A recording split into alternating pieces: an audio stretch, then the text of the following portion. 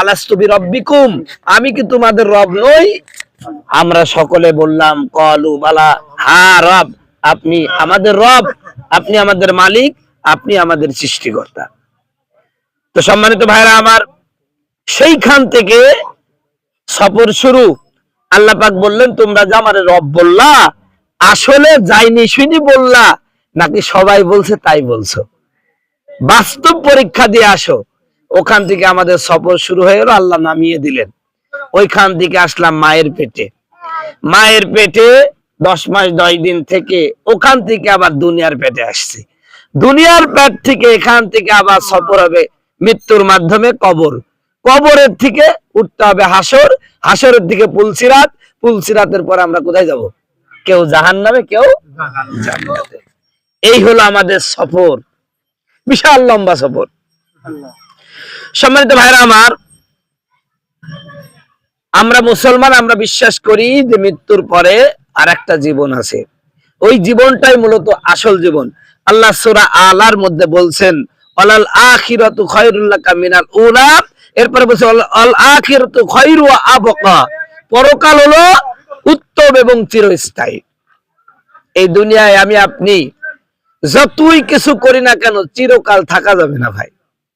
আজকে আমি এক হুজুরের বাড়ি দেখলাম, বুঝছেন? হুজুর বিশাল বড় বক্তা, প্রায় 60,000 টাকা প্রতিদিন তার বাজেট। তো হুজুর একটা বাড়ি করেছে, বুঝছেন? ওই বাড়িটা আবার দেখলাম অনলাইনে দেখাচ্ছে। তো বাড়ি মনে হচ্ছে একদম জান্নাত বানা ফেলিছে। টাকা দিয়ে মনে হয় কয়েক কোটি টাকা খরচ করেছে, এত সুন্দর বাড়ি। তাই আমি চিন্তা করলাম, আহারে এই বাড়ি ছেড়ে কি কেউ কবরে যাইতে চায়? কিন্তু এই বাড়ি ছেড়েও একদিন চলে যেতে হবে। ভারতের সবচাইতে দামি বাড়িটা কার জানেন? ওই যে হচ্ছে ওর নাম কি জানো, না তাজমহল না, ওই যে বর্তমান ভারতের সবচেয়ে ধনী মানুষটা, ওই আম্বানি না কি জানো, মুকেশ আম্বানি। কোটি কোটি টাকা বাড়ি করেছে, টাকার অভাব নাই। ও ভাই, ওইসব বাড়িতে গেলে মনে হয় না যে এই লোকটা জীবনে এই দুনিয়া ছেড়ে চলে যাবে। একদিন তাকেও চলে যেতে হবে। কথা বলুন ঠিক কিনা? তো সম্মানিত বন্ধুগণ, আমার ভাইরা আমার, এই যে একটা অবস্থা ভাই, যত কিছুই করি না কেন দুনিয়ার জীবনে কেউ থাকতে পারবো না। আমরা সবাই ধোঁকায় পড়ে আছি। আল্লাহ পাক বলছেন অমাদ দুনিয়া ইল্লা ফি গুরুর। আল্লাহ বলছেন দুনিয়ার জীবনটা শুধুমাত্র ধোঁকা, ধোঁকা। আমরা সবাই ধোঁকার মধ্যে আছি। এই দুনিয়া কাউকে থাকতে দিবে না, কাউকে থাকতে দিবে না। দুনিয়া এমন একটা মানে স্বার্থপর যে আপনি যতই তাকে ভালোবাসেন সে কোনোদিন ভালোবাসবে না। এই দুনিয়াকে ভালোবাসছিল সাদ্দাত, ভালোবাসছিল। সাদ্দাত থাকতে পারছে? দুনিয়ায় থাকার জন্য কি করলো? জান্নাত তৈরি করলো। নবী দাওয়াত দিলেন, সাদ্দাত তুমি ইসলাম কবুল করো। তো বললো যে আমি ইসলাম কবুল করলে আমার লাভটা কি? তো বললো তুমি যদি ইসলাম কবুল করো তাহলে আল্লাহ তোমাকে জান্নাত দিবে। তো জান্নাত দিবে, দেখুন সেই জান্নাতে কি আছে ভাই, কথা না বলি। আল্লাহ পাক বললেন, আল্লাহ নবী বললেন সাদ্দাত তুমি ইসলাম কবুল করো। সাদ্দাত বলল ইসলাম কবুল করলে লাভটা কি? কয় তুমি ইসলাম কবুল করলে আল্লাহ তোমাকে মৃত্যুর পরে জান্নাত দেবে। কয় তোমার জান্নাতে কি আছে? কয় হুর আছে, গেলমান আছে, বিভিন্ন খাবার দাবার, বিভিন্ন সুখের জায়গা আছে। কয় ওই তোমার আল্লাহর জান্নাত আমার দরকার না, আমি নিজেই জান্নাত এখান বানাই। তো জান্নাত বানাইলো। জান্নাত বানাইছে, কোটি কোটি টাকা খরচ করলো, কোটি কোটি মজুরি, কত শ্রমিক কাজ করলো। জান্নাতের মধ্যে পৃথিবী সবচেয়ে সুন্দরী নারী, সুন্দর যুবক দিয়ে ভরে ফেললো। এই সুন্দর জান্নাতটা যেদিন উদ্বোধন করতে যাবে, জান্নাতের মেন দরজার কাছে যাচ্ছে, হঠাৎ করে এক মুরব্বী বলছে সাদ্দাত ভাই আসেন, একটু কথা আছে আপনার সাথে। তো ওনাকে যখন ডাকছে, ওনার পাশের লোকরা বলছে উনি একটা গুরুত্বপূর্ণ কাজে যাচ্ছে, তুমি ডাকছো কেন? কিন্তু মুরব্বী হলো তো আজরাইল, তাই না? তো ওই মুরব্বী যাই ঘোড়ার লাগাম যেই টান দিছে, তো মুরব্বীর মতন মনে হচ্ছে না, বিশাল শক্তিশালী। ঘোড়ার লাগাম যেই ধরে টান দিছে আর ঘোড়া সামনে যায় না। কয় আমার সাথে আগে কথা বলতে হবে, তারপরে যেতে পারবা। শেষ পর্যন্ত সাদ্দাত বলছে কি কথা বলবেন বলেন? তো বলছে তোমার কানটা আমার কাছে দাও। কানটা দিয়েছে, মুখে নিজেই বলছে আমি হলো মালাকুল মউত। যেই বলছে আমি মালাকুল মউত, আর ধরেন ওর প্যালপাটানি শুরু হয়ে গেছে। কি করি, কয় আমাকে একটু সুযোগ দেন, আমাকে এই সময় আমার এত সুন্দর জান্নাত আমি একটু দেখতে চাবো। তা আজরাইলকে একবার প্রশ্ন করেছিল যে আজরাইল তোমার কি মৃত্যু কাউকে মারতে গিয়ে কোনো সময় ময়া লাগিয়েছে? তা আজরাইল বলছে আল্লাহ আমার মধ্যে ময়া দেয় নাই, কিন্তু এই সাদ্দাদের জান কবজ করার সময় একটু ময়া লাগছিল। বেচারা এত সুন্দর করে জান্নাত বানাইলো, কিন্তু উদ্বোধন করতে গেটের কাছে গেল, আল্লাহ পাক নির্দেশ করলো তাড়াতাড়ি ন্যায় ধরি। আমি ও খুব কাকুতে মিনতি করছিল যে ভাই আজরাইল তুই আমাকে একটু সুযোগ দে, আমার একটু জান্নাতটা দেখে আসি। তা আমি মালাকুল মউত বললাম না, তোকে এখনই নিয়ে যেতে হবে। আল্লাহ পাকের নির্দেশ হলো ফাইজা যা আজালহুম লা ইস্তাখিরুনা সাআতা ওয়া লা ইস্তাকদিমুন। আল্লাহর যখন ডাক এসে যাবে, এক সেকেন্ড আগেও মরবেন না, একশন পরেও মরবেন না, ঠিক সময়ে আমার আপনার জীবনের প্রদীপটা নিভে যাবে। বলেন সুবহানাল্লাহ। তো আজরাইলের এই জায়গায় আফসোস হয়েছিল, আরেক জায়গায় আফসোস হয়েছিল। এই সাদ্দাদের জন্মটা একটু বলি, যখন কথা উঠে গেল। আমার ভাইরা, সাদ্দাদের মা গর্ভবতী অবস্থায় উনি সমুদ্রের পথে বা নদী পথে যাত্রা করছিলেন। হঠাৎ করে প্রচন্ড ঝড়, ঝড়ের কারণে নৌকাটা ভেঙে চৌচির হয়ে গেল। এক পর্যায়ে সাদ্দাদের মা পানির মধ্যে একটা ছোট্ট কাঠ পেলেন। ওই কাঠে, ভাই সবাই জিকির করে লা ইলাহা ইল্লাল্লাহ, জোরে লা ইলাহা ইল্লাল্লাহ, লা ইলাহা ইল্লাল্লাহ মুহাম্মাদুর রাসূলুল্লাহ সাল্লাল্লাহু আলাইহি ওয়াসাল্লাম। সম্মানিত ভাইরা, যে কথা বলছিলাম, কি কথা বলছিলাম জানো?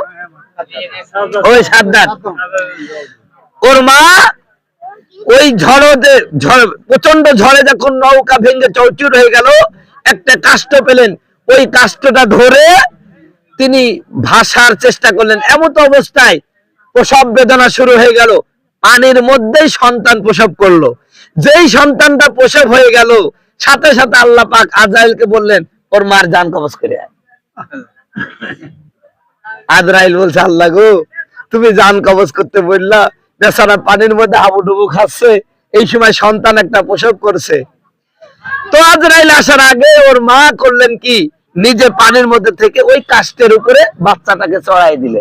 এমত অবস্থায় তার মওত হয়ে গেল। আজরাইল বলছে যে আমার এই দিন খুব আফসোস লাগছিল। আল্লাহ পাক আজরাইলকে ডাক দেয়া বলেন, আজরাইল তোমার আফসোস লাগছিল যে এই সন্তানটাকে দেখে, তুমি তো তার পরবর্তী অংশ দেখো নাই। আমি আল্লাহ কি করলাম, ওই সন্তানটাকে যখন কাষ্ঠের উপরে তার মা চড়াই দিয়ে মারা গেল, ওই কাষ্ঠটা ভাসাইতে ভাসাইতে আমি নদীর তীরে নিয়ে গেলাম, যেখানে বাঘেরা বাস করে। ওই সময় একটা বাঘ, তারও বাচ্চা মারা গেছে, কয়েকদিন মারা গেছে। আপনারা জানেন যে এই যে কুকুর টুকুর অনেক সময় বাচ্চা মরে যায়, দেখেছেন? দুধ যখন নামে যদি না খাইতে পারে তখন কিন্তু খুব ব্যথা করে, যন্ত্রণা করে। তো এই বাঘের বাচ্চা মারা গেছে। তো ওই বাঘটা পিপাসার্থ নদীতে পানি খেতে আসছে। তো যখন পানি খাচ্ছে আর ওই কাঠ ভাসতে ভাসতে ওই বাঘের দুধটা ওই সাদ্দাদের মুখ বরাবর গেছে, আর ওই বাঘের দুধ ও চাটতে শুরু করেছে। এখন যখন চাটতে লাগছে, দুধ বেরোচ্ছে, ওই বাঘের ব্যথাটা একটু প্রশমিত হয়েছে, বাঘ আরাম পাইছে। আরাম যখন পাইছে তখন ও করছে কি, ওই বাচ্চা না খাই ও মুখে করে নিয়ে চলে গেছে। পরে বাঘ ওকে লালন পালন করছে। সুবহানাল্লাহ। সেই বাঘের দুধ খেয়ে সেই সাদ্দাত জন্ম হলো কোথায়? এক মর্মান্তিক অবস্থায় জন্ম হলো। ওখান থেকে আল্লাহ পাক বাঘের দুধ খায়া মানুষ কইরা শেষ পর্যন্ত এমন একটা বাদশা বানাইলেন যে নিজেই খোদা দাবি করলেন, নাউজুবিল্লাহ। এবং আল্লাহর সাথে বিদ্রোহ করলেন। হুদ আলাইহিস সালাম দাওয়াত দিলেন, হে সাদ্দাত, ইসলাম কবুল করো, আল্লাহকে মানো, যে আল্লাহ তোমাকে খুব নির্মম পরিস্থিতিকে বড় করেছেন, সেই আল্লাহকে মেনে নাও, আল্লাহ তোমাকে জান্নাত দেবে। সাদ্দাত কি বললো? তোমার আল্লাহর জান্নাতের দরকার নাই, নাউজুবিল্লাহ বলে। সম্মানিত বন্ধুগণ, কথা কেন না, সম্মানিত বন্ধুগণ, আমার ভাইরা আমার, অতএব এই পৃথিবীতে আমি আপনি বিভিন্ন ক্ষমতার দেখাই, ভাই এই পৃথিবীতে আমরা কেউই থাকবো না, সবাইকে চলে যেতে হবে। যত শক্তিধর মানুষ হোক, সবাইকে চলে যেতে হবে। আপনারা ভাই সবাই একটু আগে আসি। লা ইলাহা জোরে লা ইলাহা, লা ইলাহা ইল্লাল্লাহু মুহাম্মাদুর রাসূলুল্লাহ সাল্লাল্লাহু আলাইহি ওয়াসাল্লাম।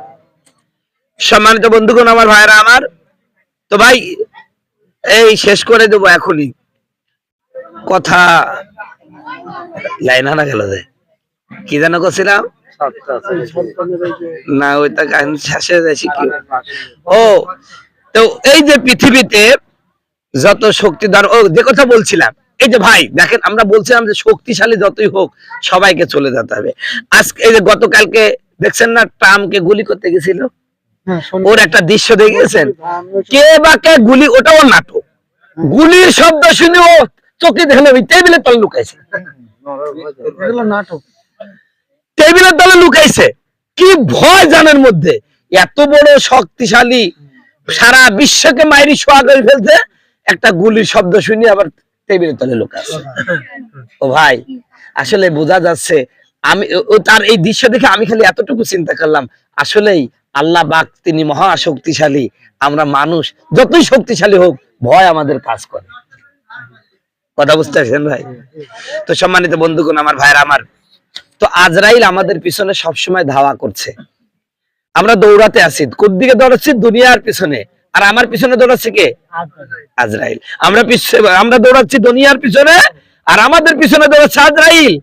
দৌড়াতে দৌড়াতে দুনিয়ার জীবনও ধরতে পারবো না, কিন্তু মাঝখান থেকে হঠাৎ আজরাইল খপ করে ধরে নিয়ে চলে যেতে হবে। তো ওই জন্য ভাই, সেই মৃত্যু আসার আগেই আমাদেরকে ভালো হতে হবে, আল্লাহর সত্যিকারের গোলামে পরিণত হতে হবে। মনে রাখবেন, আল্লাহর গোলাম না হয়ে যদি কবরে যান, কবর আমাকে আপনাকে চিনবে না। বুঝতে পারছেন? কবর বড় স্বার্থপর জায়গা। ওকে একবার প্রশ্ন করা হয়েছিল, যদিও এটা হাদিস না, কথিত আছে যে আম্মাজান ফাতিমাতুজ জোহরা যখন মারা গেল, তা আবু যার কবর খুঁড়ি বলছেন, কবর রে, তোর কাছে আজকে যারে শায়িত করা হবে তিনি হচ্ছেন জান্নাতের সর্দারনী ফাতিমাতুজ জোহরা, খবরদার বেয়াদবি করিস না। তোর কাছে আজকে যাকে শায়িত করা হবে কে জানিস? নবী মুহাম্মদ সাল্লাল্লাহু আলাইহি ওয়াসাল্লামের কলিজার টুকরা, যার ব্যাপারে হযরতে রাসূল বলেছেন, ফাতিমা আমার কলিজার টুকরা, যে ফাতিমাকে ব্যথা দেয় সে আমাকে ব্যথা দেয়। অতএব সেই ফাতিমা আজকে তোমার বুকে শায়িত হবে, খবরদার বেয়াদবি করিস না। তো কবর দরখাস্ত করছে আল্লাহর কাছে, আল্লাহ গো, তুমি আমাকে একটু জবান খুলে দাও না, একটু কথা কই। তো জবান খুলে দিয়েছে। তো কবর বলতেছেন, আবু যার রে, আমি কেডা জান্নাতের সর্দারনী আর কেডা নবীর মেয়ে, ওসব আমি চিনি নেই। আমি চিনি ঈমান আমল, যার ঈমান আমল ভালো হবে আমার ব্যবহার তার সাথে ভালো হবে, যার ঈমান আমল খারাপ হবে আমার ব্যবহারটা তার সাথে খারাপ হবে। নবীর ছেলে হয়ে নবীর মেয়ে হয়ে যদি মাপ পাওয়া যাইতো, তাহলে নূহ আলাইহিস সালামের বউ জাহান্নামে যাইতো না, আর নূহ আলাইহিস সালামের সন্তান জাহান্নামে যাইতো না। লূত নবীর তার স্ত্রী জাহান্নামে চলে যাবে, কারণ লূত আলাইহিস সালাম নবী ছিলেন, তার বউটা ছিল কাফের, আল্লাহকে মানে নাই, আল্লাহর নবীকে মানে নাই। অতএব ভাই, আমি হুজুর বলেই যে আমি জান্নাত চলে যাব তা না। আমিও যদি আল্লাহর প্রতি পূর্ণ আস্থা বিশ্বাস না রাখি, আমিও যদি আল্লাহর হুকুম মোতাবেক না চলি, কত হুজুর জাহান্নামে চলে যাবে। কথা বুঝতে পারছেন ভাই? আমি হুজুর বলেই জান্নাতে যাব, এর কোনো গ্যারান্টি আছে? এই জন্য বন্ধুগণ, আমার ভাইরা আমার, আল্লাহ পাক বলতেছেন, ইন্না আকরামাকুম ইনদাল্লাহি আতকাকুম, তোমাদের মধ্যে সর্বশ্রেষ্ঠ ওই ব্যক্তি যে আল্লাহকে ভয় করে। ও ভাই, হযরতে বিলাল হাবশী যখন ইসলাম কবুল করে মকমেলের কাপড় দিয়ে যখন নাক মুছতেছিলেন, তখন তিনি একদিন বলছিলেন, আরে হেদায়েত যদি নবীর হাতে থাকতো, আমি বিলাল জীবনে হেদায়েত পাইতাম না। কারণ নবী তো চাইতেন তার চাচা আবু জাহেলকে ইসলাম কবুল করাতে, আবু তালেবকে ইসলাম কবুল করাইতে। কথা বলুন ঠিক কিনা? ও ভাই, আমার হাতে যদি পাওয়ার থাকতো, আমি যদি এলাকা মনে করেন বাংলাদেশের মন্ত্রী হতাম, আমি চাকরি দিতাম কাকে আগে? কথা বলুন, চাকরি কাকে দিতাম? আমার ভাই বাস্তে আত্মীয় স্বজন যারা, কথা বলুন ঠিক কিনা, তাদেরকে আগে চাকরি দিতাম। তো বিলাল হাবশী বলছেন, আমি তো গোলামের বেটা, গোলাম, আমার তো সমাজে কোনো দাম ছিল না, শুধুমাত্র আল্লাহ পাকের হাতে হেদায়েত এই জন্য আমি বিলালকে আল্লাহ কত মর্যাদা দিয়েছে বলেন সুবহানাল্লাহ। আল্লাহ রাসূল মিরাজে গিয়ে দেখছেন আওয়াজ, কার আওয়াজ? বিলালের আওয়াজ শোনা যায়, ধরে বলেন সুবহানাল্লাহ। এত মর্যাদা দিয়েছেন। এই জন্য ভাই, একজন মানুষ গরিব মানুষ, ওর দাম কম তা না, আল্লাহর কাছে দামি ওই ব্যক্তি যার মধ্যে আল্লাহর ভয় বেশি আছে, বলেন সুবহানাল্লাহ। আপনি ধনী মানুষ, আল্লাহ মানেন না, আল্লাহর কাছে আপনার 4 পয়সার দাম নাই। এজন্য বন্ধুগণ আমার ভাইরা, আর কথা বলালাম না, সকলের প্রতি উদাত্ত আহ্বান জানিয়ে আজকের বক্তব্যের ইতি টানছি। আপনারা সকলে নামাজ কালাম পড়বেন, মৃত্যু এসে যাবে, সব সময় মৃত্যু আমাদেরকে দাওয়া করতেছে। মৃত্যু আসার আগেই আসুন আমরা সকলে আল্লাহর প্রিয় বান্দায় পরিণত হয়ে যাই। তাহলে ইমানের সাথে যদি মৃত্যু হয়ে যায় ভাই, তাহলে আমাদের পরকাল সাকসেস হয়ে যাবে। আর যে ব্যক্তি পরকালে নাজাত পাইলো, তার আর কোনো চিন্তা নাই। আল্লাহ সুবহানাহু ওয়া তাআলা আমাদের আমল করার তৌফিক দান করুন। সকলে বলুন আমিন। আসসালামু আলাইকুম ওয়া রাহমাতুল্লাহ। আমরা সকলে সূরাতুল ফাতিহা একবার, সূরা ইখতিমার একবার দরুদ শরীফ পড়ি। اللهم آمين. اللهم منك السلام تبارك يا ذا الجلال والإكرام. ربنا ظلمنا أنفسنا وإن لم تغفر لنا وترحمنا لنكونن من الخاسرين. رب العالمين, এই মুহূর্তে আল্লাহ এই বাড়িতে আয় আল্লাহ আমার আব্দুস সাত্তার মিলিটারি ভাইয়ের আল্লাহ তার ভাই এই দুনিয়া থেকে বিদায় হয়ে গেছে, তার রূহের মাগফিরাতের উদ্দেশ্যে আজকে দোয়ার অনুষ্ঠান করা হলো। আয় আল্লাহ তলবে ইলম সাথে নিয়ে, হাফেজে কোরআনদের সাথে নিয়ে, আল্লাহ এলাকার মুরব্বী যুবক ভাইদের সাথে নিয়ে, ছোট্ট ছোট্ট মাসুম বাচ্চাদের সাথে নিয়ে তোমার দরবার হাত তুললাম। আমরা সূরা ফাতিহা, সূরা ইখলাস, তোমার নবীর প্রতি কয়েক মর্তবা দরুদ শরীফ পড়েছি। ওগো মালিক, আমাদের এই হাতগুলো মঞ্জুর করে নেয়া, তোমার বান্দার জীবনের গুনাহ খাতাগুলো মাফ করে দাও। আয় আল্লাহ আমরা সূরা ফাতিহা, সূরা ইখলাস, তোমার নবীর প্রতি কয়েক মর্তবা দরুদ শরীফ পড়েছি। আল্লাহ ভুল ত্রুটি ক্ষমা করে দেয়া, সওয়াবের হাদিয়া আল্লাহ তোমার বান্দার কবরে তুমি পৌঁছায়া দাও। আয় আল্লাহ তার জীবনে যদি একখানো নেকি তোমার দরবারে কবুল হয়ে থাকে, ওই নেকির উসালেই তার তামাম জিন্দেগির গুনাহ মাফ করে দাও। আয় আল্লাহ বাড়িতে যদি কোনো খতম পড়ে থাকে, কালিমা পড়ে থাকে, সেই সওয়াবগুলো তুমি তার কবরে পৌঁছায়া দাও। আয় আল্লাহ আজকের এই দোয়ার আয়োজনকে কবুল করে নাও।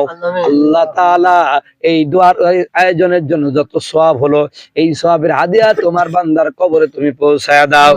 রব্বুল আলামিন, আমরা যারা হাত তুললাম মালিক, আমাদের মা বাবা যাদের বিদায় হয়ে গেছে, মা বাবার কবর গুলো তুমি জান্নাতের টুকরা বানায় দাও।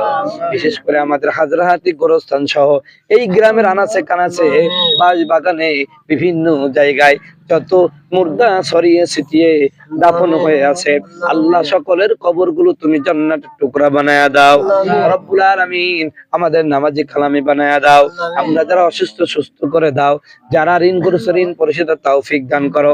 আয় আল্লাহ এই বাড়িতে রহমত নাজিল করো, বাড়ির সকল প্রকার বালা মুসিবত দূর করে দাও। সে উদ্দেশ্যে আজকে সাহেবে দাওয়াত করেছে, আল্লাহ সেই নাক মাকাসেদ পুরা করে দাও। আল্লাহুম্মা রাব্বিনা হামহুমা কামা রাব্বায়ানি সগীরা রব্বি জাআলনি মুকিমাস সালাতি ওয়া মিন যুররিয়াতি রব্বানা তাকাব্বাল দুআ। সুবহানা রাব্বিকা রাব্বিল ইজ্জাতি আম্মা ইয়াসিফুন ওয়া সালামুন আলাল মুরসালিন, আলহামদুলিল্লাহি রাব্বিল আলামিন। ওয়াজআল আখিরা কালিমাতিনা ইনদাল মাউতি লা ইলাহা ইল্লাল্লাহু মুহাম্মাদুর রাসূলুল্লাহ।